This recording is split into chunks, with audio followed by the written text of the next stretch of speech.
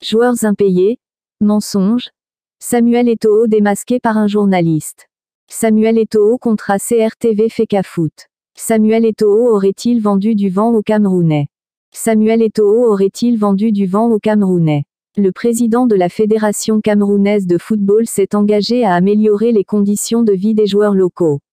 Le média français Canal+ avait indiqué récemment que le salaire des joueurs de l'Elite One était désormais fixé à 200 000 CFA.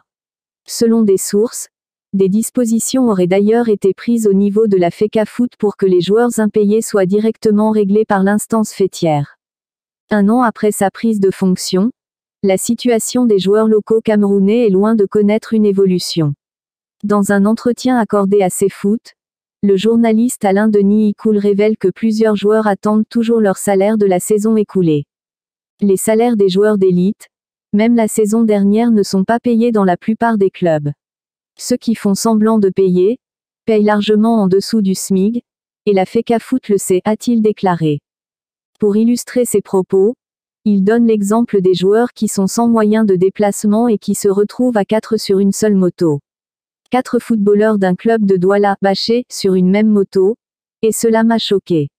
Je me suis directement demandé si c'est à ces mecs qu'on dit avoir garanti un salaire minimum de 200 000 francs par mois. Non. Il faut que l'on se dise des vérités. Poursuit-il.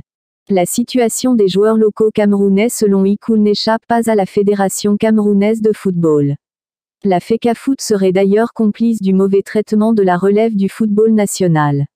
Il donne pour preuve les fortes sommes déboursées par la Fecafoot pour amener les dirigeants des clubs au Qatar au lieu de payer les salaires des joueurs.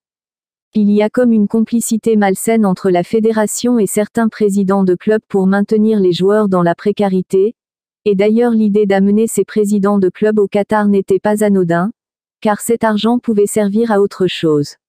On me dira qu'ils y ont décroché des partenariats, mais là encore c'est un mensonge, car la vérité sur ces partenariats est bien connue, a-t-il déclaré. La situation n'est pas non plus rose du côté des joueuses. La Fédération camerounaise de football a divisé de moitié les salaires des filles, faisant planer des doutes sur la santé financière de l'instance. Abonnez-vous.